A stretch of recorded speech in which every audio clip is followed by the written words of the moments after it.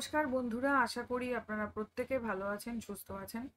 আজকের যে বিষয়টা নিয়ে আলোচনা করব সেটা মানে মোস্ট ওয়ান্টেড একটা ক্লাস। আপনারা প্রচণ্ড পরিমাণে আমাকে কমেন্ট করেছেন, পার্সোনালি কমেন্ট করেছেন, ফোন করে বলেছেন যাতে কাব্যতত্ত্ব, অ্যারিস্টটলের কাব্যতত্ত্বের যেটা রয়েছে শিশির কুমার দাসের, যেটা আমাদের নেট বাংলা পরীক্ষায় পাঠ্য রয়েছে এবং এখান থেকে প্রচুর পরিমাণে প্রশ্ন আসে, এই বিষয়টা পড়ানোর জন্য। আচ্ছা, এটা শুরু করার আগে আমি কয়েকটা কথা একটু বলে রাখি। সেটা হচ্ছে অ্যারিস্টটলের কাব্যতত্ত্ব এমন একটা বিষয় যেটা একটা ক্লাসের মধ্য দিয়ে কখনোই শেষ করা সম্ভব নয়। যদি আমার মোটিভ থাকে আপনাদেরকে ঠিক করে পড়ানো, তাহলে কখনোই আমি একটা ক্লাসের মধ্য দিয়ে ওই চট করে একটা গল্পের মতো করে বুঝিয়ে দিলাম, এভাবে কিন্তু আপনারা কিছু বুঝবেন না। যেটা করতে হবে সেটা হচ্ছে বইটা সামনে নিয়ে বসতে হবে, যেই লাইনগুলো আমি দাগাতে বলবো সেগুলো দাগাতে হবে। তার পাশাপাশি টেক্সটটা বোঝার চেষ্টা করতে হবে যে বলতে কি চেয়েছে।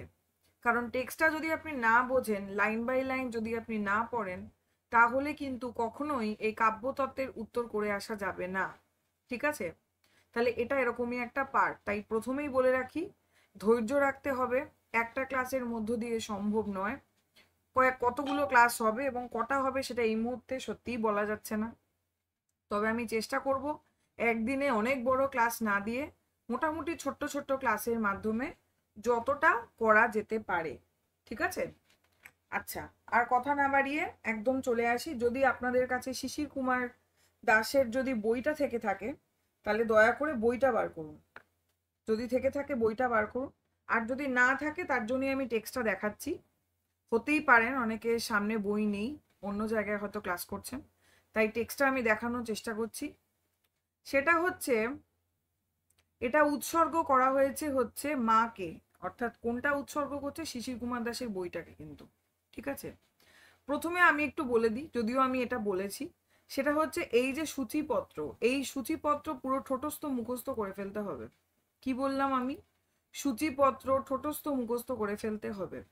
অর্থাৎ আমাদের এরকম সিরিয়ালি দিয়ে সাজিয়ে লিখতে বলতে পারে। ঠিক আছে? এবং এটা কিভাবে মনে রাখবেন, অ্যারিস্টটলের পোয়েটিক্স কিভাবে পড়বেন, এটা কিন্তু অলরেডি আমি আপনাদের একটা ক্লাসে আলোচনা করে দিয়েছি পুরোটাই। তাই এই প্রসঙ্গে কিন্তু আমি আজকের ক্লাসে আর যাচ্ছি না, আমি মূল টেক্সটে যাব। আচ্ছা, মূল টেক্সটে দেখুন, মূল টেক্সটটা পড়ার আগে আমাদের যেটা জানতে হবে সেটা হচ্ছে ভূমিকা অংশ। এবার আপনারা ভাবতেই পারেন যে ম্যাম ভূমিকা অংশ কেন পড়ব? ভূমিকা অংশের বেশ কিছু গুরুত্বপূর্ণ জায়গা রয়েছে। প্রথমত আমি বলবো যারা টেক্সটটা পড়ছেন, ভূমিকা অংশটা অবশ্যই পড়বেন, ভেরি ভেরি ইম্পর্ট্যান্ট। ঠিক আছে? এই ভূমিকা অংশ কেউ ছাড়বেন না। এখান থেকে কিন্তু নেটে প্রশ্ন আসে, এমনকি সেটেও প্রশ্ন এসছে। আমি আমাদের প্রশ্ন ধরে দেখিয়ে দেবো যে কোন কোন প্রশ্নগুলো এসেছে। আচ্ছা, এবার হচ্ছে আমরা পড়তে শুরু করি। চলুন দেখুন, এই ভূমিকায় একদম প্রথম লাইনটা খুব গুরুত্বপূর্ণ। আমি না এখানে পুরো ভূমিকাটা পড়ছি না। ঠিক আছে? অনেকটা বড়, প্রায় বোধহয় 30-40 পেজ ভূমিকা রয়েছে। আমি এই ভূমিকার গুরুত্বপূর্ণ লাইনগুলো বলে দিচ্ছি এবং আপনারা সেই লাইনগুলোকে দাগাবেন এবং আপনারা একবার রিডিং দেবেন। সেই লাইনগুলোকে অবশ্যই 2-3 বার করে দেখে যাবেন, এখান থেকে কিন্তু আসে। সেটা কি? খ্রিস্ট জন্মাবার 327 বছর আগে অ্যারিস্টটলের এক ছাত্র দিগ্বিজয়ী আলেকজান্ডার ভারতে এসেছিলেন। তার মানে দিগ্বিজয়ী আলেকজান্ডার কবে ভারতে এসেছিলেন সেটা কিন্তু এখানে দেখা যাচ্ছে। তারপরে দেখুন, যদি টেক্সটটা আপনাদের পড়া থাকে ভূমিকাটা, তাহলে বুঝতে পারছেন। যদি না থাকে, এখানে আমি আর নতুন করে যাচ্ছি না। আমি এখানে ইম্পর্টেন্ট কোশ্চেন আসার জায়গাগুলোকে জাস্ট মার্ক করতে করতে যাচ্ছি। অ্যারিস্টটল, দেখুন এই জায়গাটা, এই যে মনে করা হয়ে থাকে এই জায়গাটা দেখুন, অ্যারিস্টটল কবিদের বিষয়ে নামে 3 খণ্ডে বিভক্ত একটি বই লিখেছিলেন। ঠিক আছে? জাস্ট ইনফরমেশনটা জেনে রাখলেন, দিতেই পারে। এমনকি সেটে তো এরকম ধরনের প্রচুর প্রশ্ন আছে। আচ্ছা, এরপরে আমরা চলে যাচ্ছি হচ্ছে, দেখুন এই যে আলেকজান্ডারের মৃত্যুর পরেও 5 বছর অ্যারিস্টটল বেঁচেছিলেন। স্টার্ট দিলাম আমি, খুব গুরুত্বপূর্ণ জায়গা। অ্যারিস্টটলের মৃত্যুর পরে কত বছর, মানে আলেকজান্ডারের মৃত্যুর পর কত বছর অ্যারিস্টটল বেঁচেছিলেন? 5 বছর কিন্তু তিনি বেঁচেছিলেন। এই প্যারাতে আর সেরকম কোনো প্রশ্ন নেই, আমি নেক্সট প্যারাতে যাচ্ছি। বাংলাদেশে বোধ করি ভারতবর্ষে গ্রিক সাহিত্যের সর্বজ্ঞ রসজ্ঞ মাইকেল মধুসূদন দত্তের নাম কিন্তু আমরা এখানে পাচ্ছি। তাহলে আপনাদের এরকম প্রশ্ন দিতেই পারে যে ভূমিকা অংশে কার নাম পাওয়া যায়? মাইকেল মধুসূদন দত্তের নাম পাওয়া যায়। এরপরে দেখুন বলছে এই জায়গাটা, আর 1871 সালে গ্রিক থেকে ইলিয়াদের কিছু অংশ অনুবাদ করেছিলেন বাংলায়। এখানে জাস্ট ইনফরমেশন গুলো আমি বলে রাখছি, যেগুলো যেগুলো মনে রাখবেন যখন আপনারা পড়বেন। এইখানে ভূমিকাতে ঘটনাটা কি রয়েছে, কি বিষয়ে বলতে চেয়েছেন সেটা লেখা রয়েছে, তাই জন্য বলবো এই জায়গাটা একবার অবশ্যই কিন্তু দেখে যাবেন। এরপরে দেখুন দিয়েছেন এই যে এই জায়গাটা কোথায় গেল, এই যে অ্যারিস্টটলের এই যে এখানটা মহাকাব্যের দেখুন, ইলিয়াস কবি সর্বোপরি শ্রেষ্ঠ ইহা সকলে জানেন, এই বাক্যটি ভারতবর্ষে সর্বপ্রথম হোমার তথা গ্রিক সাহিত্যের প্রশস্তি। ঠিক আছে, আর সেই সঙ্গে মাইকেল অ্যারিস্টটলকে কি বলা হয়? উরূপা খণ্ডের অলঙ্কার শাস্ত্রগুরু বলে উল্লেখ করেছেন। খুব গুরুত্বপূর্ণ, কে বলেছেন কাকে বলেছেন, খুব গুরুত্বপূর্ণ একটা জায়গা। ঠিক আছে, নেক্সট আমি চলে আসছি হচ্ছে পরে। বাঙালি গ্রিক চর্চার একটি ফল কি? সেটা হচ্ছে মেঘনাদ বধ কাব্য। এই যে দেখুন লাইনটা, বাঙালি গ্রিক চর্চার একটি ফল কি? মেঘনাদ বধ কাব্য। খুব গুরুত্বপূর্ণ জায়গা। ঠিক আছে, এরপরে চলে আসছি হচ্ছে এই প্যারায়। আমার কাছে বই রয়েছে, আমি বইটা থেকে বলছি, আর টেক্সটটা শো করার উদ্দেশ্য হচ্ছে আপনারা যাতে লাইন হারিয়ে না ফেলেন বা অন্য কোথাও থাকলেও যেন ক্লাসটা করতে পারেন। আচ্ছা, মালিনী নামে রবীন্দ্রনাথ মন্তব্য করেছিলেন, এই জায়গাটা দেখুন, এই যে রবীন্দ্রনাথ মন্তব্য করেছিলেন, যদিও কিছু কিছু তর্জমা পড়েছি তবু গ্রিক নাট্য আমার অভিজ্ঞতার বাইরে। কেন বললাম করতে? এরকম প্রশ্ন আসতে পারে যে গ্রিক নাট্য আমার অভিজ্ঞতার বাইরে, এই মন্তব্যটি কে করেছিলেন? মন্তব্যটি করেছিলেন কিন্তু রবীন্দ্রনাথ ঠাকুর। দেখুন এখানে কিন্তু আমরা পড়তে পড়তেই দেখছি কত রকমের প্রশ্ন হতে পারে। শুধু অনুবাদের মধ্য দিয়ে যে সাহিত্যের সঙ্গে পরিচয় ঘটে তাও আবার বিদেশি ভাষায়, সেই পরিচয় স্বভাবতই দুর্বল। প্রকৃতপক্ষে এই কারণেই ইংরেজি ভিন্ন অন্যান্য ইউরোপীয় সাহিত্যের সঙ্গে বাঙালির পরিচয়ে খুব অন্তরঙ্গ নয়। তাহলে এই জায়গাটা কি আমাদের মন্তব্য যুক্তি আকারে দিতে পারে না? একটু ভেবে দেখুন তো কি বলছে। বলছে শুধু অনুবাদের মধ্য দিয়ে কি হচ্ছে, সাহিত্যের সঙ্গে পরিচয় ঘটছে, সেটাও আবার কি বিদেশি ভাষায়, তাই তো? যেই সেই পরিচয় স্বভাবতই কি, স্বভাবতই হচ্ছে দুর্বল। প্রকৃতপক্ষে এই কারণে কি হয় যে ইংরেজি ভিন্ন অন্য ইউরোপীয় সাহিত্যের সঙ্গে বাঙালির পরিচয় অন্তরঙ্গ হয়ে ওঠে না, তাই তো? অন্তরঙ্গ নয়, কারণ শুধুমাত্র অনুবাদের মধ্য দিয়েই সেই ভাষার সঙ্গে, সেই ভাষার সাহিত্যের সঙ্গে আমাদের পরিচয় ঘটে। কারণটা হচ্ছে এটাই। নেক্সট আমি পরের প্যারাতে চলে আসছি। দেখুন এখানে প্রশ্ন রয়েছে 1788 হেনরি জেমস পাইয়ের ইংরেজি অনুবাদের আগেও অ্যারিস্টটলের কাব্যতত্ত্ব অন্তত 3 বার ইংরেজিতে অনুদিত হয়েছিল। খুব গুরুত্বপূর্ণ জায়গা, এখানটা দাগাতে দাগাতে যাবেন। 1789 সালে কি হয়েছে দেখুন, টমাস টয়নিং এর উৎকৃষ্ট অনুবাদ হয়েছে। 1794 সালে কি হচ্ছে, জেমস মুরের। 1811 টমাস টেলরের অনুবাদ। আমি বলবো এরকম ভাবে লিখে নেবেন, এরকম ভাবে লিখে নেবেন 1788। ঠিক আছে, এখানে কি ঘটনা ঘটেছে।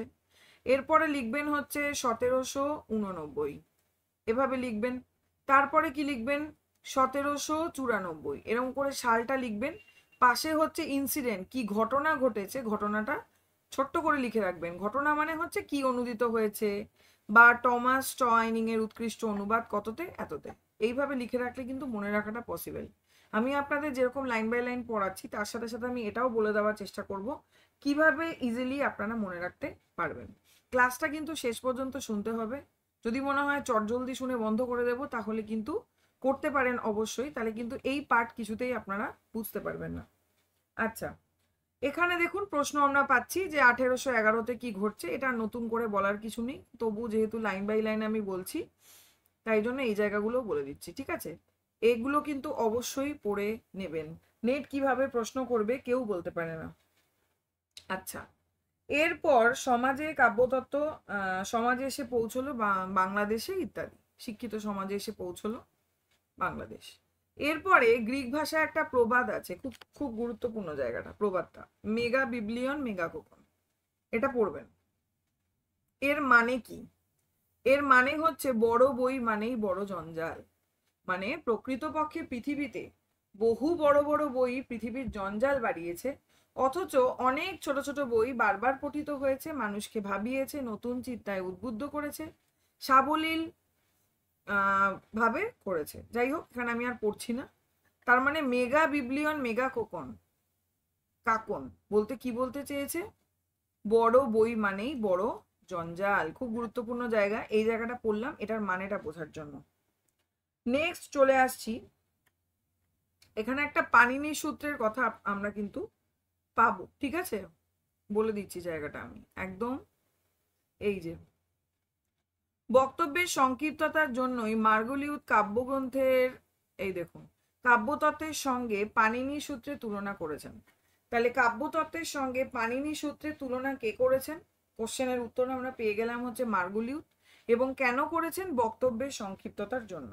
ঠিক আছে, এরপরে আর সেরকম কোনো জায়গা নেই। আশা করি আপনারা দাগাতে পারছেন, নিশ্চয়ই আপনাদের সামনে বই রয়েছে, এবং এখানটা এই জন্য আমি প্রেজেন্ট করছি যাতে দেখে আপনারা বুঝতে পারেন। আচ্ছা, এই প্যারাটায় দেখুন কাব্যতত্ত্ব, নিশ্চয়ই এই জায়গাটা দেখুন। প্রকৃতপক্ষে, এই যে এখান থেকে দাগান, প্রকৃতপক্ষে কাব্যতত্ত্বের মূল গ্রিক সংস্করণ প্রকাশিত হয় 1508 খ্রিস্টাব্দে। এইটা কিন্তু প্রশ্ন চলে এসেছে, PYQ, আমি ছোট্ট করে লিখে দিচ্ছি, এটা কিন্তু PYQ। এই প্রশ্ন কিন্তু এসে গেছে, কিন্তু তার 10 বছর আগে প্রকাশিত হয়েছিল কি? জর্জ ভাল্লোর ল্যাটিন অনুবাদ। ঠিক আছে, তাহলে এই জায়গাটা কিন্তু এসে গেছে PYQতে। তার মানে ভূমিকা অংশ কিন্তু আমাদের পড়তে হয়, যারা পড়েন না তাদের কিন্তু পস্তাতে হয়। আচ্ছা, তারপরে লাস্টে রয়েছে দেখুন, যে গ্রিক পুঁথিটি কাব্যতত্ত্বের আদর্শ পুঁথি রূপে গৃহীত তাকে কি বলা হয়? এই দেখুন রয়েছে, তাকে বলা হয় পান্ডুলিপি। এবং সেটা কবে লেখা? সেটা লেখা হচ্ছে দ্বাদশ শতাব্দীতে লেখা। ঠিক আছে, এরপর আমরা যেটা পাবো ত্রয়োদশ শতাব্দীতে, এই যে ত্রয়োদশ শতাব্দীতে কি রয়েছে? ত্রয়োদশ শতাব্দীতে রয়েছে একটি ল্যাটিন অনুবাদ, তাই তো? কিন্তু সবচেয়ে কৌতূহলজনক হচ্ছে একটি আরবি অনুবাদ। সেটা কি? এখান দিয়ে আমি পুরোটাই দাগিয়ে ফেলছি। তাহলে এই অনুবাদ হয়েছিল একাদশ শতাব্দীতে। করেছিলেন কে? করেছিলেন হচ্ছে আবুল বসর মত্তা। খুব গুরুত্বপূর্ণ জায়গা। তিনি অষ্টম শতাব্দীর একটি সিরিয়াক অনুবাদ থেকে আরবি অনুবাদ করেছিলেন। এই জায়গাটা থেকে কিন্তু প্রশ্ন আসার সম্ভাবনা আছে। এর পরবর্তী জায়গায় চলে যাচ্ছি, সেটা হচ্ছে একদম শেষে দেখুন রয়েছে 1965-তে অক্সফোর্ড থেকে ব্যাডলফ ক্যাসেল প্রকাশ করেছেন সর্বাধুনিক পাঠ সংস্করণ ইত্যাদি। এখানে না অনেকগুলো সাল রয়েছে, কিন্তু খুব একটা গুরুত্বপূর্ণ বলে আমার মনে হয়নি। আপনারা তো অবশ্যই ভূমিকা অংশ পড়বেন, যদি মনে হয় অবশ্যই দেখে নেবেন। আচ্ছা, নেক্সট চলে আসি 3 নম্বর ভাগে। কি বলছে? অ্যারিস্টটল যখন প্লেটোর একাডেমিতে যোগ দিয়েছিলেন তার বয়স হচ্ছে 16। দেখুন কত গুরুত্বপূর্ণ জায়গা। তাহলে এটা প্রশ্ন আসতেই পারে যে অ্যারিস্টটল যখন প্লেটোর একাডেমিতে যোগ দিয়েছিলেন তখন তার বয়স কত ছিল? খ্রিস্ট জন্মাবার 366 বছর আগে। ঠিক আছে, তারপরে যে জায়গাটা আপনারা দাগাবেন সেটা হচ্ছে এই যে একাডেমির কথা বলা হচ্ছে, যে প্লেটো নাকি পরিহাস ছলে বলেছিলেন তার একাডেমির দুটো ভাগ। সেটা কি? দুটো ভাগ, একটা হচ্ছে অ্যারিস্টটল হচ্ছে একাডেমির মস্তিষ্ক, আর তার ছাত্ররা হচ্ছে তার দেহ। ঠিক আছে, নেক্সট হচ্ছে অ্যারিস্টটল প্লেটোর সান্নিধ্য পেয়েছিলেন হচ্ছে 19 বছর। এই প্রশ্নটা কিন্তু এসেছে হচ্ছে সেটে। এই প্রশ্নটা সেটে কিন্তু এসে গেছে, সেট পরীক্ষাতে এসে গেছে। সেট বাংলাতে কিন্তু এটা চলে এসছে, মানে এটাকে আমরা PYQ বলতে পারি। এবং PYQ আমাদের কাছে কতটা গুরুত্বপূর্ণ আমরা জানি। দেখুন দিয়ে দিয়েছে কত খ্রিস্টপূর্ব। ঠিক আছে, তার মানে অ্যারিস্টটল প্লেটোর সান্নিধ্য পেয়েছিলেন কত বছর? 19 বছর। নেক্সট চলে আসছি হচ্ছে নট অনলি সেটে এই প্রশ্নটা এসেছিল, আমি বলছি যেই পরীক্ষাটা আমাদের অফলাইনে হলো, নেট 2024-এর যে পরীক্ষাটা একটা অনলাইনে হলো না, 2024, সরি অফলাইন এক্সাম, যেটা অফলাইন যে এক্সামটা ছিল, এই অফলাইন এক্সামে কিন্তু এই প্রশ্নটা এসেছিল। ঠিক আছে, আচ্ছা, তারপরে চলে আসছি হচ্ছে পরবর্তী প্যারায়। এই জায়গাটা দেখুন কি বলছে। প্লেটো তার যে বইটার নাম অর্থাৎ পলিতেইয়া, সেটাকে কি বলছে? নগরনীতি বা রাজনীতি গ্রন্থের 3য় অধ্যায় কাব্যের স্থান রাষ্ট্রে আদৌ হবে কিনা এই নিয়ে প্রশ্ন তুলেছেন। ঠিক আছে। হোমারের প্রতি তিনি সশ্রদ্ধ। প্লেটো বলেছেন তিনি ট্র্যাজেডি সৌন্দর্যের প্রথম স্রষ্টা, প্রথম গুরু। খুব গুরুত্বপূর্ণ একটা জায়গা কিন্তু, এগুলো দেখতে হবে। মন্তব্য যুক্তি শুদ্ধ অশুদ্ধ থেকে কিন্তু প্রশ্ন আসার হাই চান্স। আচ্ছা, নেক্সট হচ্ছে পরবর্তী জায়গায় চলে যাই। আচ্ছা, কোথায় গেল? হ্যাঁ, নেক্সট প্যারায়। অ্যারিস্টটল জন্মের অন্তত 25 বছর আগে প্লেটো এই মন্তব্য করেছিলেন। দেখুন, গুরুত্বপূর্ণ জায়গা কিন্তু, কত বছর আগে? 25 বছর আগে। যখন অ্যারিস্টটলের সঙ্গে প্লেটোর পরিচয় হলো, তখন প্লেটোর মতবাদ গ্রিক সমাজে অবশ্যই প্রসিদ্ধ লাভ করেছিল। প্রত্যেকটা পৃষ্ঠার গুরুত্বপূর্ণ জায়গাগুলো আমি কিন্তু দাগিয়ে দিচ্ছি। নেক্সট আমরা চলে আসি পরবর্তী যে প্যারা রয়েছে সেখানে। আচ্ছা, এখানে শেষে এই জায়গাটা দেখুন, এই যে কোথায় গেল, এই যে অ্যারিস্টটল তার রাজনীতি বা নগরনীতি গ্রন্থ রচনার আগে যেমন 158টি সংবিধান আলোচনা করেছিলেন। জায়গাটা মনে রাখতে হবে, কতগুলো আলোচনা করেছিলেন। ঠিক আছে। তার কাব্যতত্ত্ব তেমনি তার সাহিত্য চর্চার প্রত্যক্ষ ফল। তাহলে কাব্যতত্ত্ব কি? তার সাহিত্য চর্চার প্রত্যক্ষ ফল। এবং এখান থেকে আমরা কতগুলো নাম পাচ্ছি, যেমন দেখুন নগর নীতি, ভাষণ কলা, তাই তো এই নামগুলো আমাদের মনে রাখতে হবে। পরবর্তী পার্টে চলে যাই। এইখানে যে জায়গাটা, এখানে সেরকম এই যে হোমার থেকে গ্রিক সাহিত্যের ইতিহাস শুরু, খুব গুরুত্বপূর্ণ একটা জায়গা। কার থেকে গ্রিক সাহিত্যের ইতিহাস শুরু? হোমারের থেকে। এরপরে অনেকের নাম রয়েছে, এদের কথা আমরা পরেও পরবর্তীকালে পাবো। অ্যারিস্টটলের কাব্যতত্ত্বে আলোচনা করেছেন শুধু গ্রিক সাহিত্য অবলম্বন করে, কাজেই এই সাহিত্যের দোষগুণ তার আলোচনাকে নিয়ন্ত্রিত করতে বাধ্য। খুব গুরুত্বপূর্ণ জায়গা কিন্তু। তাহলে অ্যারিস্টটলের কাব্যতত্ত্বের যে আলোচনা, সেটা কিন্তু শুধু গ্রিক সাহিত্যকে নিয়েই আলোচনা করা হয়েছে, অন্য কোনো সাহিত্যকে নিয়ে কিন্তু নয়। এটা কিন্তু ক্লিয়ার থাকতে হবে। পরবর্তী জায়গায় চলে আসি, কি বলছে? কাব্যতত্ত্বের আলোচনার প্রধান বিষয় কি কি? প্রধান বিষয় দুটি, একটা হচ্ছে ট্র্যাজেডি আর একটা হচ্ছে মহাকাব্য। আরেকটা গুরুত্বপূর্ণ জায়গা হচ্ছে এই যে ট্র্যাজেডির শ্রেষ্ঠ 4 জন কবির মধ্যে 3 জনই কি ছিলেন? গ্রিক ছিলেন, মনে রাখতে হবে। পরবর্তী প্যারায় যাচ্ছি। দুঃখ যন্ত্রণা, এই জায়গার প্যারাটা দেখুন কি বলছে। দুঃখ যন্ত্রণা আর্তনাদকে শুধু কাব্যের বিষয়বস্তু করা নয়, দুঃখ যন্ত্রণা আর্তনাদকে জবনিকা ভেদ করে তাদের স্বরূপ কে দেখিয়েছিলেন? তাদের স্বরূপ দেখিয়েছিলেন কিন্তু আয়েসকুলাস, মনে রাখতে হবে নামটা। এবং কি ছিলেন তিনি? প্রথম, পৃথিবীর প্রথম ট্র্যাজেডির রচয়িতা। এই প্রশ্নটা কিন্তু চলে এসেছে, পৃথিবীর প্রথম ট্র্যাজেডির রচয়িতা। ঠিক আছে। নেক্সট চলে আসি, কে পৃথিবীর প্রথম ট্র্যাজেডির রচয়িতা? এই প্রশ্ন কিন্তু থাকে। একদম পরের প্যারায় চলে যাচ্ছি আমি। এই যে কি বলছে, আয়েসকুলাসে কি রয়েছে? দুঃখের রহস্য সন্ধান। আয়েসকুলাস সম্পর্কে তো আমরা জানলাম, প্রথম ট্র্যাজেডির রচয়িতা, কিন্তু তার লেখা কেমন? এই জায়গাটা ভেরি ভেরি ইম্পর্টেন্ট। আয়েসকুলাসে কি রয়েছে? দুঃখের রহস্য সন্ধান, মানুষের অনিঃশেষ শক্তি, মানুষের বিদ্রোহ। ঠিক আছে। সোফোক্লেসের মধ্যে কি রয়েছে? মানুষের সহন ক্ষমতা, দুঃখ জয়ের শক্তি। আর ইউরিপিডিসে কি রয়েছে? বিদ্রোহ নয়, সমালোচনা, মানুষের অমানবিক মহত্ব নয়, ভাব অসহায়তা, তার কারুণ্য, আশাহীন ভাষাহীন মুখ। মনে থাকবে। ইউরিপিডিস তার যৌবনে কি দেখেছেন? এথেন্স ও স্পার্টার যুদ্ধ। এখানটা আপনারা পড়লে বাকিটা বুঝতে পারবেন। কিন্তু এই যে 3টে জায়গা আমি বললাম, অর্থাৎ 3 জনের লেখার মধ্যে যে পার্থক্য, অর্থাৎ তিনি কি করছেন? দুঃখের রহস্য সন্ধান করছেন। সোফোক্লেস কি করছেন? সহন ক্ষমতা, দুঃখকে জয় করার শক্তি, দুঃখকে কিভাবে জয় করবে তার লেখার মধ্যে আমরা পাবো। আর ইউরিপিডিসের লেখায় কি? বিদ্রোহ নয়, সমালোচনা রয়েছে, মানুষের একটা অমানবিক মহত্ব নয়, তার অসহায়তা, তার কারুণ্য, আশাহীন ভাষাহীন মুখ ফুটে উঠেছে। ভেরি ভেরি ইম্পর্টেন্ট, এই জায়গাটা কিন্তু ইম্পর্টেন্ট, মনে রাখতে হবে। নেক্সট আমি চলে আসছি পরের জায়গাতে। একদম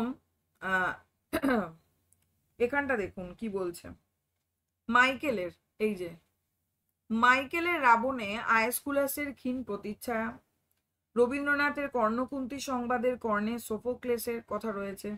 গান্ধারীর আবেদনে ইউরিপিডিসের। দেখুন এখান থেকেও তো প্রশ্ন হতে পারে, এরকম গুরুত্বপূর্ণ জায়গাগুলো দেখুন ভূমিকাতে রয়েছে।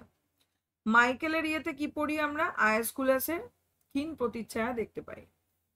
রবীন্দ্রনাথের মাইকেলের রাবণের কথা বলা হচ্ছে, হ্যাঁ রাবণে। কর্ণকুন্তী সংবাদে কি হচ্ছে? সোফোক্লেসের স্থিত প্রজ্ঞা। আর গান্ধারীর আবেদনের মধ্যে কি থাকছে? ইউরিপিডিসের কারণ্য। এটাও কিন্তু খুব গুরুত্বপূর্ণ একটা জায়গা, মনে রাখতে হবে। নেক্সট জায়গাটা বলবো, জাস্ট লাইনটা মনে রাখুন, সকলকে সরি সরি সরি এক সেকেন্ড। আচ্ছা, জাস্ট লাইনটা মনে রাখুন, সকলকে সমানভাবে অ্যারিস্টটল গ্রহণ করেননি। ঠিক আছে, এখানে আর তেমন কিছু জায়গা নেই পড়ার মতন। পরবর্তী প্যারাতে চলে আসছি। অ্যারিস্টটল তার কাব্যতত্ত্বের মূল সূত্রগুলো রচনা করেছেন মূলত হোমার এবং ট্র্যাজেডি তিনজন কবির রচনা থেকে। ঠিক আছে, তার বিশেষ আগ্রহ সোফোক্লেস এবং ইউরিপিডিসের প্রতি, খুব গুরুত্বপূর্ণ জায়গা। ওকে, এবং এখানে দেখুন রয়েছে ইউরিপিডিসকে তিনি শ্রেষ্ঠ ট্র্যাজেডি রচয়িতার সম্মান দিচ্ছেন। কাকে দিচ্ছেন তিনি শ্রেষ্ঠ রচয়িতার সম্মান? ইউরিপিডিসকে, তাই তো? এই জায়গাটা মনে রাখতে হবে। পরবর্তী জায়গায় চলে যাচ্ছি। আজকে ভূমিকা অংশটা আমি পুরো পড়িয়ে দিচ্ছি। কাব্য, এই যে কোথায় গেল,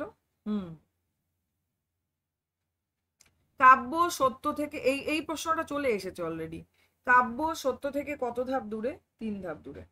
ঠিক আছে, এবং কি বলছে? সত্য হচ্ছে কতগুলো ভাব বা আইডিয়া, বস্তু জগৎ বা অনুকরণ। কাব্যের আদর্শ কি?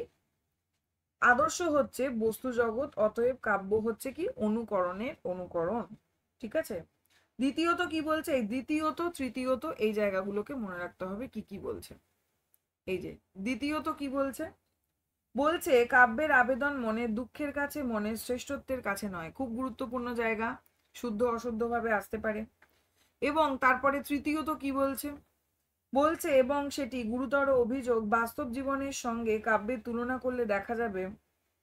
কি বলছে? কাব্যের যে আবেগের প্রশংসা করা হয় বাস্তব জীবনে সেটা প্রশংসনীয় নয়। অর্থাৎ বলতে কি চাইছে? যে কাব্যের মধ্যে অনেক সময় হয় না, বাস্তব জীবনে এমন অনেক ঘটনা ঘটে যেগুলোকে দেখে আমাদের মনে তেমন দাগ কাটে না, কিন্তু সেগুলোকে নিয়েই যদি সিনেমা বানানো হয়, মুভি তৈরি করা হয়, সেই সিনেমাটা দেখে কিন্তু আমরা দুঃখ পাই, আমরা কাঁদি, আমাদের মধ্যে অনেক কিছু ভাবান্তর আসে, তাই তো? সেই বিষয়টাই কিন্তু এখানে বলতে চেয়েছে, আমাদের কিন্তু বুঝে বুঝে পড়তে হবে। অর্থাৎ কি? কাব্য সমাজ জীবনের আদর্শের বিরোধী হতে পারে। এই যে সমস্ত ধারণা, এগুলো কিন্তু প্লেটো বলছেন। এরপরেই আমরা দেখব, যখন পুরোটা আপনারা রিডিং পড়বেন ধরে ধরে, তখনই বুঝতে পারবেন বিষয়টা কি। অ্যারিস্টটলের কাছে প্রত্যক্ষ জগৎ কিন্তু সত্য, মায়া নয়। অর্থাৎ প্লেটো কি বলছিলেন? যে প্রত্যক্ষ জগৎটা কি? এক ধরনের মায়া। তাই বলছেন কাব্য সত্য থেকে 3 ধাপ দূরে। কিন্তু অ্যারিস্টটল এখানে কি বলছেন? যে প্রত্যক্ষ জগৎ কিন্তু সত্য, এটা কিন্তু কোনো মায়া নয়। অতএব তার মতে কাব্য কিন্তু মূল থেকে 3 ধাপ দূরে একেবারেই নয়, তাই তো? এই জায়গাটা মনে রাখতে হবে যে কে বলেছেন 3 ধাপ দূরে এবং কে মতটাকে খণ্ডন করছেন। এবং দ্বিতীয়ত কি বলছে? অ্যারিস্টটল মেনে নিলেন যে কাব্য কি করে? আমাদের যে আবেগ থাকে তাকে জাগায়, চিত্তকে উদ্বেলিত করে বা উত্তেজিত করে। কিন্তু এই কথাটা মানলেন না যে কাব্যের আবেদন শুধুই মনের দুর্বলতার কাছে। এটা কিন্তু তিনি মানলেন না। কেন আমাদের মনে রাখতে হবে? কারণ প্লেটো কি বলেছিলেন এবং তার যে ছাত্র অ্যারিস্টটল, তার গুরুর মত কতটা মানলেন এবং কোন কোন জায়গাগুলো মানলেন না। তাহলে তিনি এটা মানলেন যে হ্যাঁ, কাব্য আমাদের মনে কি করে? একটা ভাবাবেগ তৈরি করে, সেই বিষয়টাকে নিয়ে আমরা চিন্তা করি, আমরা ভাবতে শুরু করি, ঠিকই। কিন্তু তার মানে এটাই নয় যে শুধুমাত্র মনের দুর্বলতার দিকটাই দেখাচ্ছে। ঠিক আছে, এবং তৃতীয়ত আরেকটা বিষয় কি? যে প্লেটোর মতন মানেন যা দেখে বা শুনে আমরা বাস্তব জীবনে পুলকিত হই না বা প্রশংসা করি না, কাব্যে কিন্তু সেটা দেখে আমরা আনন্দিত হই। একটু আগেই আমি বিষয়টা বললাম যে এমন অনেক ঘটনা আমাদের জীবনে ঘটে যেটা হয়তো আমাদের মনে খুব একটা দাগ কাটে না, কিন্তু যখনই আমরা সেম বিষয়টাই সিনেমায় দেখতে পাই তখন কিন্তু আমাদের মনে দাগ কেটে যায়। এই জায়গাটা কিন্তু খুব গুরুত্বপূর্ণ। ঠিক আছে, তারপরে দেখুন এই যে প্লেটো লক্ষ্য করেছিলেন, সম্ভবত নিজের অভিজ্ঞতা থেকেই জানতেন, কাব্যের প্রেরণার একটা বিশেষ স্থান আছে। প্রাচীন গ্রিকেরা একে কি বলছেন, এক ধরনের উন্মাদনা, ম্যানিয়া বলছেন, তাই তো। সক্রেটিসের জবানবন্দি গ্রন্থ, তাহলে সক্রেটিসের কি জবানবন্দি গ্রন্থে প্লেটো সক্রেটিসের মুখে কি বলছেন, যে কবিরা লেখেন এক দৈব শক্তির সাহায্যে। খুব গুরুত্বপূর্ণ জায়গা, কিন্তু মনে রাখতে হবে, ঠিক আছে। এরপর দেখুন এখানেই রয়েছে যে তিনি কাব্যতত্ত্বে সপ্তদশ পরিচ্ছেদ, এই যে সপ্তদশ পরিচ্ছেদের কি বলছেন, যে কবিরা হয় ভাবগ্রাহী নয় ভাবন্মাদ। প্রথম শ্রেণীর কবিরা হচ্ছে ভাবগ্রাহী, দ্বিতীয় শ্রেণীর কবিরা উদ্বুদ্ধ অনুপ্রাণিত। অ্যারিস্টটল মাত্র একবারই কবির উন্মাদনার কথা বলেছেন। খুব গুরুত্বপূর্ণ জায়গা, মনে রাখতে হবে। পরবর্তী জায়গায় চলে আসি, এখানে সেরকম ভাবে খুব একটা বিষয় কিছু নেই। ট্র্যাজেডির গঠন, অ্যারিস্টটল বিভিন্ন শিল্পকর্মের মধ্যে কিন্তু পার্থক্য নির্দেশ করেছেন। এই যে অ্যারিস্টটল বিভিন্ন শিল্পকর্মের মধ্যে পার্থক্য নির্দেশ করলেন তিনটে পথে। কি কি? খুব গুরুত্বপূর্ণ, একটা হচ্ছে বিষয়, একটা হচ্ছে মাধ্যম, একটা হচ্ছে পদ্ধতি। অর্থাৎ একটা শিল্পের সঙ্গে আরেকটা শিল্পের পার্থক্য কি দিয়ে বিচার হয়, তার বিষয়টা কি রয়েছে, মাধ্যমটা কি রয়েছে এবং পদ্ধতিটা কি রয়েছে, এটা কিন্তু অ্যারিস্টটল বললেন। এরপর পরবর্তী জায়গায় যেটা হচ্ছে 6 নম্বর জায়গা, এই যে 6 নম্বর পার্টটা দেখে নি। এইখানের শেষের দিকটা খুব খুব গুরুত্বপূর্ণ, এই ট্র্যাজেডি সম্পর্কে যে আলোচনা। এখান থেকে ডাইরেক্ট প্রশ্ন আসবে না, কিন্তু এই জায়গাটা কিন্তু আপনাকে বুঝতে হবে। এই যে বলে দিচ্ছি, এই যে মূল কাব্য আলোচনা ইত্যাদি। কাব্যতত্ত্ব মূলত মহাকাব্য ট্র্যাজেডির আলোচনা, তাই তো। ঠিকভাবে বলতে গেলে কাব্যতত্ত্ব শুধু ট্র্যাজেডির আলোচনা। মহাকাব্যের কথা উঠেছে ট্র্যাজেডির সঙ্গে তার পার্থক্য ইত্যাদি বোঝাতে। এই জায়গাটা কেন পড়তে হবে, মহাকাব্য এবং ট্র্যাজেডির পার্থক্য কি সেটা বোঝানোর জন্য কিন্তু এই ট্র্যাজেডি তত্ত্ব অবধি আপনারা দাগিয়ে নিন, নিজেরা পড়লেই বুঝতে পারবেন যে একটা মহাকাব্যের সঙ্গে একটা ট্র্যাজেডির পার্থক্য কি রয়েছে। ট্র্যাজেডি নাটকীয়, মহাকাব্য বর্ণনাত্মক। ট্র্যাজেডির মধ্যে দৃশ্য রয়েছে, মহাকাব্যে কোনো দৃশ্য নেই, তাই তো। ট্র্যাজেডি বিভিন্ন ছন্দে লেখা যেতে পারে, মহাকাব্যের কিন্তু একটাই ছন্দ। এবং আপনারা একটা কাজ করতে পারেন এটা মনে রাখার জন্য, যে এখানে লিখলেন ট্র্যাজেডি, ঠিক আছে, এখানে লিখলেন ট্র্যাজেডি আর এখানে লিখলেন হচ্ছে মহাকাব্য, এপিক তো মহাকাব্য, তাই তো। এবার এরকম ভাবে লিখে বা বাংলায় এরকম করে লিখে নিলেন, লিখে এবার বৈশিষ্ট্যগুলো লিখলেন, এর কোনটা আছে এর কোনটা নেই, বা এর এটা আছে এর এটা নেই, বা এর এটাও আছে এটাও আছে, এরকম ভাবে প্রত্যেকটা। যেমন এখানে যখন দেখুন বলছে যে ট্র্যাজেডিতে আছে দৃশ্য সজ্জা, এখানে লিখলেন দৃশ্য সজ্জা আছে, কিন্তু এটার মধ্যে সেটা নেই, অর্থাৎ দৃশ্যের কোনো প্রয়োজন নেই। এইভাবে যদি লেখেন তাহলে এই যে এতটুকু জায়গা তাহলে কিন্তু ক্লিয়ার হয়ে যায়, মুখস্থ করার প্রয়োজন পড়ে না, এবং দু একবার পড়লেই মাথায় ঢুকে যাবে, এটা কঠিন কিচ্ছু নেই। আচ্ছা, পরবর্তী জায়গায় চলে আসি। একটু পেজগুলোকে ফলো রাখুন, ঠিক আছে, আমি কোথায় যাচ্ছি। দেখুন আয়তনের যে প্রসঙ্গ তুলেছেন অ্যারিস্টটল, তা আমাদের ইন্দ্রিয়ের সীমার দ্বারা নিয়ন্ত্রিত। আয়তন বলতে বুঝতে হবে সমগ্রতার একটা ধারণা। প্রজাপতি সুন্দর, পিঁপড়েও সুন্দর, আবার অতিকায় হাতিও সুন্দর, তাদের আয়তনে অনুভব করি আমাদের ইন্দ্রের সাহায্যে। জাস্ট জেনে নিলেন। অ্যারিস্টটলের দ্বিতীয় মূল্যবান কথা কি, শিল্পের বিভিন্ন অঙ্গের মধ্যে একটা জৈবিক ঐক্য থাকা খুব প্রয়োজন। এই জায়গাগুলো না আমরা একদম যখন টেক্সটটা ভেতরে পড়বো সেটাও কিন্তু পড়তেই পারবো। আচ্ছা, এরপরে বলছে যে দেখুন, যদিও এক অর্থে কাব্যতত্ত্ব ট্র্যাজেডি তত্ত্ব, বৃহত্তর অর্থে কাব্যতত্ত্ব কিন্তু শিল্প নির্মাণ কৌশলের আলোচনা। খুব গুরুত্বপূর্ণ, আসতে পারে শুদ্ধ অশুদ্ধ। তারপর কি বলছে, পট সম্ভবত সেই জন্যই তার কাব্যতত্ত্বের অনুবাদের নাম কি দিয়েছিলেন, দ্য আর্ট অফ ফিকশন। এই প্রশ্নটা কিন্তু ভীষণ গুরুত্বপূর্ণ। কাব্যতত্ত্ব অনুবাদের নাম কে দ্য আর্ট অফ ফিকশন দিয়েছেন, আমরা পাচ্ছি পটস। নেক্সট পরবর্তী প্যারায় চলে আসুন, নেক্সট প্যারায় চলে আসুন যেখানে রয়েছে কাহিনী চরিত্র নিয়ে। একদম প্রথম লাইনটা দাগিয়ে ফেলুন। কাহিনী এবং চরিত্র সম্পর্কে অ্যারিস্টটলের দুটো সূত্র বিশেষ মূল্যবান, একটা হচ্ছে অনিবার্যতা, একটা হচ্ছে সম্ভাব্যতা, এবং এরপরে অনিবার্যতা সম্ভাব্যতা নিয়ে আলোচনা রয়েছে। তাই বললাম খুব ভালো করে টেক্সটটা যখন পড়বেন তখন কিন্তু আপনারা নিজেরাই বুঝতে পারবেন। এরপরে দেখুন একদম এই প্যারাটা দেখুন, কাহিনীকেই অ্যারিস্টটল বলছেন কি, ট্র্যাজেডির সর্বপ্রধান অঙ্গ কাহিনী হচ্ছে ট্র্যাজেডির আত্মা। খুব গুরুত্বপূর্ণ, দাগালেন। এরপরে রয়েছে কাহিনী পূর্ণতা পাচ্ছে কিভাবে? পূর্ণতা পাচ্ছে তার চরিত্র, অভিপ্রায় এবং ভাষার মধ্য দিয়ে। ঠিক আছে, তার চরিত্র, অভিপ্রায় এবং ভাষার মধ্য দিয়ে কিন্তু একটি কাহিনী পূর্ণতা পাচ্ছে। এবং এরপরে দেখুন রয়েছে এই যে কাব্যতত্ত্বের একটা বড় অংশ 3টে পরিচ্ছেদে 3টে ভাষা সম্পর্কে আলোচনা করেছেন। দেখুন সেই যে বলেছিলাম না সূচিপত্র মনে রাখতে, ওখানে কিন্তু রয়েছে কোন কোন পার্টে, কি কি পার্টে রয়েছে। 20 নম্বর অধ্যায়, 21 নম্বর অধ্যায়, 25 নম্বর অধ্যায়তে কিন্তু আমরা এই বিষয়টা কিন্তু পাবো। কি পাবো? ভাষা সম্পর্কে আলোচনা। এই কোশ্চেনটা কিন্তু দিয়েছে, পরীক্ষায় এসেছে যে 20, 21 মানে একবিংশ মানে 21 নম্বর অধ্যায়, পঞ্চবিংশ 25 নম্বর অধ্যায়, তাহলে কোনটাতে কি কি নিয়ে আলোচনা হয়েছে। ঠিক আছে, এই আমি কি করে পড়তে হবে সেই আলোচনায় কিন্তু আপনাদের অলরেডি বলেছি। পরবর্তী জায়গায় চলে যাচ্ছি। এখান থেকে খুব বেশি তেমন প্রশ্ন নেই, এখানে ওই ট্র্যাজেডির ঐক্য ইত্যাদি নিয়ে বলা হয়েছে। এই যে নাটকের হচ্ছে 3টে ঐক্য, এই ষষ্ঠ সপ্তম ইত্যাদি পড়লে বোঝা যাবে, এখানে তেমন কিছু নেই। ট্র্যাজেডির আবেদনের মূলে কি রয়েছে? ট্র্যাজেডির আবেদনের মূলে রয়েছে ক্রিয়ার ঐক্য, তাই তো? নেক্সট হচ্ছে পরের প্যারায় আপনারা চলে যান, সেখানে বলছে দেখুন এই জায়গাটা, ক্রিয়ার ঐক্যের সঙ্গে কালের ঐক্য জড়িত। পঞ্চম পরিচ্ছেদে অ্যারিস্টটল কি বলছেন? দেখুন পঞ্চম পরিচ্ছেদে অ্যারিস্টটল বলছেন ট্র্যাজেডির কালসীমা সূর্যের একটি আবর্তন বা ওই পরিমাণ সময়ের মধ্যে আবদ্ধ। বোঝা গেল? তাহলে কোথায় বলেছেন?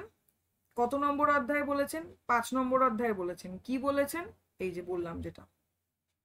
নেক্সট চলে আসুন একদম শেষের দিকে, যেখানে দেখুন এই জায়গাটা রয়েছে ইলিয়াদ। ইলিয়াদ ওডিসিতে যেমন প্রায় 50 দিন লেগেছিল, এতটা দীর্ঘ ছিল। ঠিক আছে, ইউরিপিডিসের নাটকের কাল প্রায় 10 দিনের। এই যে মানে নাটক হতে গেলে, একটা নাটক সাকসেসফুলি নামাতে গেলে তার জন্য কতটা সময় দেওয়া প্রয়োজন, কতটা সময়ের মধ্যে একটা নাটককে প্রেজেন্ট করলে নাটকটা সাকসেসফুলি হতে পারে, এই সমস্ত বিষয় নিয়ে কিন্তু এখানে আলোচনা রয়েছে। এই প্যারার একদম শেষের দিকটা দেখুন, এই যে অ্যাজাক্স বলে যে জায়গাটা রয়েছে দেখুন কি বলছে, স্থানের ঐক্য সম্বন্ধে কিন্তু অ্যারিস্টটল কিছু বলেননি। এটা অবশ্যই দাগাবেন, এই প্রশ্নটা আসে। অ্যারিস্টটল কিসের ঐক্য সম্পর্কে বলেননি? তিনি স্থানের ঐক্য সম্পর্কে কিন্তু কোনো মন্তব্য করতে যাননি।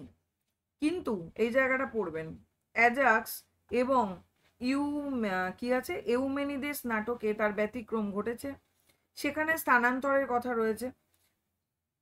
দেখুন ঠিক আছে, পেলাম। আসলে কাব্যতত্ত্বের ইতালীয় সম্পাদক সমালোচকের নাম কি? কাস্তেল ভেত্রো, যিনি 1570 খ্রিস্টাব্দে কাব্যতত্ত্বের একটি সংস্করণ প্রকাশ করেছিলেন, তিনি এই তথাকথিত ত্রয়ী ঐক্যের কথা বলেছেন। বোঝা গেল কত গুরুত্বপূর্ণ জায়গা, কে বলেছেন, কোথায় বলেছেন, এই জায়গাগুলো। নেক্সট হচ্ছে চলে আসছেন, চেষ্টা করছি যতটা তাড়াতাড়ি বলা যায়। ফিলিপ সিডনির এই জায়গাটা পড়বেন, অবশ্যই পড়বেন। ঠিক আছে, এই ফিলিপ সিডনির জায়গাটা, এটা আমি আর রিডিং পড়ে বলছি না। ফিলিপ সিডনি তার কাব্যের তার কি বলতে চেয়েছেন সেটা বলবেন, জনসন নাটক সম্পর্কে কি বলেছেন, এই জায়গাগুলো কিন্তু দেখতে হবে। ঠিক আছে, নেক্সট আমরা চলে আসছি ত্রয়ী ঐক্যের প্রতিবাদ কে করছেন? ত্রয়ী ঐক্যের প্রতিবাদ করছেন কে? ডাইটব্রেন। ঠিক আছে, শেষ পর্যন্ত জনসনও কিন্তু স্বীকার করেছেন যে ত্রয়ী ঐক্যের যান্ত্রিক প্রয়োগ অপ্রয়োজনীয়, অবাঞ্ছনীয়। এরপরে দেখুন এই জায়গাটা খুব গুরুত্বপূর্ণ, ক্যাথারসিস প্রসঙ্গ। এবং এখানে এই জায়গাটায় রয়েছে দেখুন শব্দটির ব্যাখ্যা প্রসঙ্গে যে বিষয়টা রয়েছে, কি বলছে, এর অর্থ হচ্ছে চিকিৎসাগত দেহের পরিশোধন। ঠিক আছে, আচ্ছা নেক্সট আমরা চলে আসি পরবর্তী জায়গায়, নগর নীতি রাজনীতি গ্রন্থে পরবর্তী প্যারাতে চলে আসছি আমরা, সেটা হচ্ছে এই যে নগরনীতি রাজনীতি গ্রন্থে ক্যাথারসিসের কথা কিন্তু ছিল। তাহলে ক্যাথারসিসের কথা কোথায় ছিল, এখানে আমরা পেয়ে গেলাম। নেক্সট দেখুন, এই জায়গাটায় সেরকম কিছু নেই, জাস্ট এমনি চোখ বুলিয়ে দেখে নিতে পারেন। নগরনীতি রাজনীতি পরবর্তী প্যারাতে চলে যাচ্ছি, এর একদম শেষে মানে তারও পরের প্যারা শুরু হওয়ার আগে এই জায়গাটা দেখুন, লুকাস, এখান থেকে লুকাস স্পষ্টতই বলছেন যে ক্যাথারসিসের একটি অর্থ, সেই অর্থ চিকিৎসা শাস্ত্রের, এবং সেজন্য তিনি অ্যারিস্টটলের তত্ত্বকে ধিক্কার করেছেন যে নাট্যশালা হাসপাতাল নয়। এই কথাটা কে বলছেন? আর এর নৈতিক ব্যাখ্যার সম্ভাবনাকে ব্যঙ্গ করে বাইওয়াটার কি বলেছেন? বাইওয়াটার বলছেন নাট্যশালা স্কুল নয়। মনে থাকবে? এটা এবার কি করে মনে রাখবেন? কি করে মনে রাখবেন যে কে কি কথা বলছেন? লুকাস কি বলছেন? লুকাস বলছেন নাট্যশালা হাসপাতাল নয়, তাই তো? বাইওয়াটার কি বলছেন? যে নাট্যশালা স্কুল নয়। দুটো গুলিয়ে যেতে পারে। তাহলে এভাবে মনে রাখুন, ওয়াটার, বাই ওয়াটার, তো ওয়াটার, WATER, ওয়াটার, ওয়াটার মানে জল, এবং স্কুলে আমরা জল নিয়ে যাই, ওয়াটার বটল খুব কমন, যে কোনো জায়গায় জল নিয়ে যাই, কিন্তু স্কুল লাইফটা আমাদের কাছে এতটাই পরিচিত, আমরা নিজেরাও সেটা করে এসেছি, এবং ছোট ছোট ছেলে মেয়েদের মধ্যেও দেখি যে তারা কি করে, জলের বোতল গলায় ঝুলিয়ে স্কুলে যায়। তাহলে এইভাবে আমরা মনে রাখতে পারি, বাই ওয়াটার, ওয়াটারের সঙ্গে কিসের সম্পর্ক পেলাম? স্কুল। মনে রাখতে পারি তো? যদিও কোনো যুক্তি কিন্তু পাবেন না, কোনো লজিক পাবেন না মনে রাখার, কিন্তু লজিক দিয়ে আমাদের কাজ নেই, আমাদেরকে মনে রাখতে হবে, 2 নম্বর পেতে হবে, ব্যাস। তাহলে যখনই দেখবেন বাই ওয়াটার বলেছেন কি নাট্যশালা স্কুল নয়, তাহলে ওয়াটার, ওয়াটারের সঙ্গে কি যাচ্ছে? স্কুল। তার মানে আরেকটা যে কথাটা, যে নাট্যশালা হাসপাতাল নয়, তার মানে আরেকজন, সেটা লুকাস। লুকাসই এটা বলেছেন। লুকাস, লুকাস থেকে আমরা এরকমও ভাবতে পারেন লুক, ঠিক আছে? লুক মানে কোনো কিছু দেখা, কোনো কিছু দেখভাল করা, কোনো কিছু খেয়াল রাখা, যেই বিষয়টা হাসপাতালের মধ্যেই হয়ে থাকে বেশি পরিমাণে, এইভাবেও মনে রাখা যেতে পারে যদি মনে অসুবিধা হয়, ঠিক আছে? আচ্ছা, মনে রাখার প্রসেসটা খুবই হাস্যকর আমি জানি, কিন্তু দেখবেন আলটিমেটলি দিনের শেষে কিন্তু মনে থাকে, ওটাই প্রয়োজন। আচ্ছা, কাব্যতত্ত্বের আর একটি শব্দ এবং সূত্র বিতর্কের মূলে, সেটা কি? সেটা হচ্ছে অনুকরণ, খুব গুরুত্বপূর্ণ। আচ্ছা, এরপরে একটা গুরুত্বপূর্ণ জায়গা রয়েছে, এই যে গ্রিক ভাষায় কবি শব্দের অর্থ কি? কবি শব্দের অর্থ হচ্ছে নির্মাতা। পরবর্তী জায়গায় চলে যাচ্ছি, একদম প্রথমে দাগিয়ে ফেলুন 8 নম্বরে, ট্র্যাজেডির 6টি অঙ্গের মধ্যে একটা অঙ্গ কি? দৃশ্য। অ্যারিস্টটল দৃশ্যকে সাহিত্যের আলোচনায় কিন্তু খুব একটা গুরুত্ব দিতে চাননি। তাহলে 6টা যে অঙ্গ, তার মধ্যে কোনটাকে খুব বেশি গুরুত্ব দিতে চাননি? সেটা হচ্ছে দৃশ্যকে। এরপরে এই জায়গাটা দেখুন, কাব্যতত্ত্বের কাব্যতত্ত্বের শেষ পরিচ্ছেদে অ্যারিস্টটল বলছেন কি সঙ্গীত এবং দৃশ্য এই দুটো উপাদানের ফলেই কিন্তু ট্র্যাজেডি আরো ঘনীভূত হয়। ঠিক আছে, নেক্সট আমি চলে যাচ্ছি হচ্ছে 9 নম্বরে। চলে যান আপনারা, যে 9 নম্বর লেখা রয়েছে বইতে, এখানে আর খুব গুরুত্বপূর্ণ বিষয় কিছু নেই, বেসিক্যালি ব্যাপারটা পড়ে পড়ে বুঝতে হবে। আচ্ছা, এখানেরও যে সেকেন্ড জায়গাটা, এই যে অ্যারিস্টটল নায়ক চরিত্রের ভাগ্যের বিপর্যয়ের নাম কি দিয়েছিলেন? হামার্তিয়া। এটা হচ্ছে গুরুত্বপূর্ণ। এবার এখানে দেখুন একটা নিচের দিকে একটা ইংলিশ কোটেশন আছে, এই যে ER ডজ, এই জায়গাটা পড়বেন। প্রবন্ধতে কি বলছেন? নাটকের মধ্যে ওয়াদিপাউস কিন্তু আগাগোড়াই স্বাধীন। কোন নাটক স্বাধীন? ওয়াদিপাউস। ঠিক আছে, নেক্সট হচ্ছে চলে আসুন হচ্ছে পরবর্তী প্যারায়, কি বলছে? পরবর্তীকালে বিশেষত খ্রিস্টীয় সমাজে হামার্তিয়ার অর্থ কি দাঁড়িয়েছিল? পাপ। এই জায়গাটা মনে রাখতে হবে। আর এই প্যারায় সেরকম কিছু নেই, মানে আপনারা পড়তে পড়তে পেতে পারেন, আমি সেরকম কিছু পাইনি। এই জায়গাটা একবার দেখে নেবেন, নির্মাতা এই যে অ্যারিস্টটল জানেন যে কাব্য শিল্পকর্ম এবং সমস্ত শিল্পকর্মের পেছনেই একটা বিশেষ উন্মাদনা আছে, এক দৈব সম্মোহন, যার নাম হচ্ছে প্রেরণা। কিন্তু শুধু প্রেরণা থেকেই সাহিত্য সৃষ্টি হয় না, কবি হচ্ছে একজন নির্মাতা, তাকে অনেক কিছু জানতে হয়, শিখতে হয়, পরিশ্রম করতে হয় ইত্যাদি। এই জায়গাটা কিন্তু খুব মানে জেনারেল ব্যাপার, তাই না? মানে মনে রাখাই যেতে পারে। আচ্ছা, এরপরে হামার্তিয়া এইসব বিষয়গুলো রয়েছে। চলে আসছি আমি। আচ্ছা, অনুবাদ সম্পর্কে এখানে জেনে লাভ নেই। দেখুন, প্রেরণা এবং পরিশ্রমের সম্মিলিত ফলই হচ্ছে কাব্য। এই জায়গাটাও কিন্তু খুব গুরুত্বপূর্ণ। আমি বলে দিচ্ছি জায়গাটা আমার বইতে দাগানো।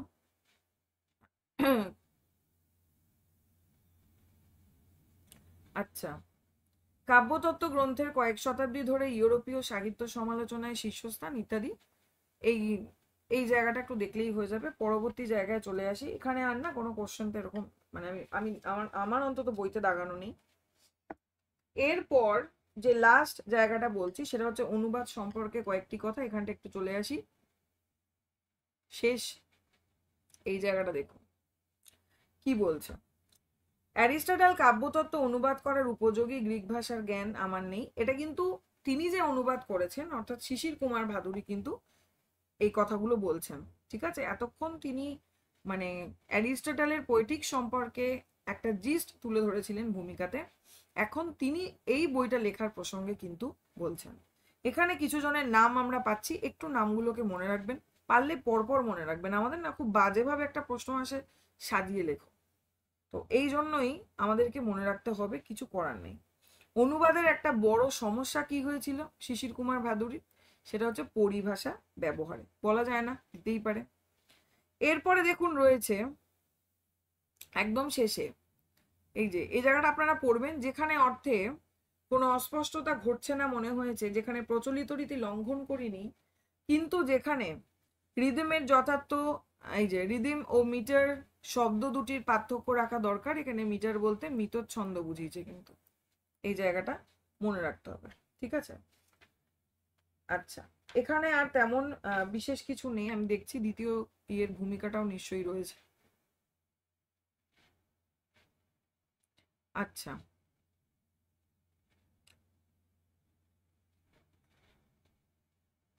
আপনাদের কাছে যাদের কাছে বইটা রয়েছে আমি বলবো খুব খুব ভালো করে বইটা পড়ুন। এরপরে মূল টেক্সট শুরু হচ্ছে। আচ্ছা, আমার এখানে আমার বইতে আমি একটু বলে দিই, দ্বিতীয় সংস্করণের ভূমিকা বলে একটা জায়গা রয়েছে। আপনাদের কাছেও মনে হয় সম্ভবত আছে, আমি এই পিডিএফটার মধ্যে কিন্তু আমি দেখছি না। ঠিক আছে, এই পিডিএফটার মধ্যে ওই লাস্ট শিশির কুমার দাস সিগনেচার করা, ব্যাস এতটুকুই দেখছি না। যদি আপনাদের কাছে বইটা থেকে থাকে, আমি জাস্ট জায়গাটা বলছি, ওই বইয়ের একদম শেষে দেখবেন মানে অগাস্ট 1986 যে সালটা রয়েছে তার আগের প্যারাটা একটু দাগিয়ে নেবেন, যে অনেক গ্রিক শব্দ বাক্যের ব্যবহারই এই বই ছাপার বড় বাধা। সেই জন্যই দ্বিতীয় সংস্করণ প্রকাশ হতে অনেক দেরি হলো। আদৌ যে প্রকাশিত হলো তার মূলে প্যাপিরাসের আগ্রহ উৎসাহ। কি প্যাপিরাস, খুব গুরুত্বপূর্ণ, মনে রাখবেন। আশা করি বইটা আপনাদের কাছে থাকলে এই জায়গাটাও আপনাদের কাছে থাকবে। আমি এই টেক্সটটা দেখতে পাচ্ছি না, এবং এখানে একটি সাল দেওয়া রয়েছে, সেটা হচ্ছে অগাস্ট এবং 1986। এই সালটাও মনে রাখতে হবে। ঠিক আছে, গত 10-11 বছরে দ্বিতীয় সংস্করণে 4টি মুদ্রণ হয়ে গেছে। জাস্ট এটুকু ইনফরমেশন মনে রাখবেন। এরপর হচ্ছে মূল টেক্সট। আজকের এই ভূমিকাটা নিয়ে আমি আলোচনা করলাম। আশা করি আপনারা দাগাতে পেরেছেন। নিশ্চয়ই আপনারা বইতে দাগিয়ে নেবেন পরবর্তী সময়। বুঝতে পারলেন কিনা বলবেন। যদিও এখানে বিশেষভাবে বোঝানোর কিছু নেই, আমি বোঝাতে যাইও নি, কারণ অনেক বড় জায়গা বোঝাতে গেলে অনেক সময় চলে যাবে। আমি ইম্পর্টেন্ট জায়গার লাইনগুলো বলেছি যেগুলো থেকে প্রশ্ন এসেছে এবং প্রশ্ন আসার সম্ভাবনা 100% রয়েছে। তাই সেই জায়গাগুলো অবশ্যই দেখবেন এবং খুব খুব ভালো করে টেক্সটটা পড়বেন, ভূমিকাটা পড়বেন, প্রত্যেকটার কিন্তু ভূমিকা পড়বেন যেগুলো যেগুলো রয়েছে। ঠিক আছে, এর পরবর্তী দিন আমি যেটা করব সেটা হচ্ছে যতটা করে সম্ভব হয় এক এক দিনে ছোট্ট ছোট্ট ক্লাস নিয়ে আমি চেষ্টা করব এই জায়গাগুলোকে শেষ করতে, মানে মূল টেক্সট যেটা রয়েছে এই মূল টেক্সটগুলোকে লাইন ধরে ধরে, এবং কোন কোন লাইন ইম্পর্টেন্ট, তার পাশাপাশি বলতে কি চেয়েছে, কোন কোন জায়গাগুলো পড়বেন, কিভাবে প্রশ্ন আসছে এবং কত সহজে আপনারা মানে কোনো ট্রিক্স মেনে মনে রাখতে পারবেন, সেই বিষয়েও আমি বলে দেওয়ার চেষ্টা করব। যেরকমভাবে আমি পাস করেছি, একবার না অনেকবার আমি নেট পাস করেছি, সেট পাস করেছি, ঠিক যেভাবে আমি করতে পেরেছি সেই ওয়েটা আমি আপনাদেরকে বলে দিতে পারি এবং আমি বলেও দিই, ট্রিক্স বলে দেওয়ার চেষ্টা করি। বাকি মনে রাখা সমস্ত কিছুই আপনাদের হাতে, আমি শুধু গাইড করতে পারি এ পর্যন্ত। ক্লাসটা কেমন লাগলো অবশ্যই বলবেন। ভীষণ মানে চাহিদা ছিল এই ক্লাসটার, বহুদিন ধরে আমি জানি। বেশ কিছুটা সময়ের জন্য মানে একটু অসুবিধার জন্য আমার দেরি হয়েছে ক্লাসটা আনতে, এবং আমি একটু খুব ব্যস্তও আছি, এই জন্য রেগুলারলি আমি করাতেও পারছি না। তবে যতটা পারলাম আপনাদের ডিমান্ড রাখার চেষ্টা করলাম। সামনেই আমাদের সেট পরীক্ষা, নেটও আসতে চলেছে। খুব ভালো করে পড়ুন। সিলেবাস যদি পরবর্তীকালে চেঞ্জও হয় তাহলে কিন্তু এই জায়গাগুলো প্রথমত বদলাবে না। আরেকটা বিষয় বলি যে এইবারের পরীক্ষার জন্য কিন্তু সিলেবাস বদলাচ্ছে না। যদি বদলাতো তাহলে এতদিনে কিন্তু অলরেডি আপনারা সেই নোটিফিকেশন বা সেই ওয়েবসাইটে কিন্তু চলে আসতো। সেটা যখন হচ্ছে না, তাহলে চেষ্টা করুন সামনের যে নেটটা রয়েছে, সামনের যে সেটটা রয়েছে সেটাকে কিন্তু ক্র্যাক করতেই হবে। এবং আমি যদি পেরে থাকি, একবার না বহুবার পেরে থাকি, আপনারাও পারবেন, এটা আমার বিশ্বাস। আজকে এ পর্যন্তই। ক্লাসটা ভালো লাগলে অবশ্যই লাইক করবেন, কমেন্ট করে জানাবেন কিরকম লাগলো, বন্ধুদের সাথে শেয়ার করবেন, আর অবশ্যই চ্যানেলটা সাবস্ক্রাইব করে রাখবেন, তাহলে যে কোনো ভিডিও আপনারা পাবেন সবার আগে। এবং তার পাশাপাশি বলি, কমেন্টে কিন্তু আমাকে এটা জানাতে ভুলবেন না যে আপনাদের কি ক্লাস প্রয়োজন, কারণ আপনাদের কমেন্ট দেখেই কিন্তু আমি ক্লাসগুলো আনার চেষ্টা করি। আচ্ছা, আজকে এ পর্যন্তই। ধন্যবাদ সকলকে।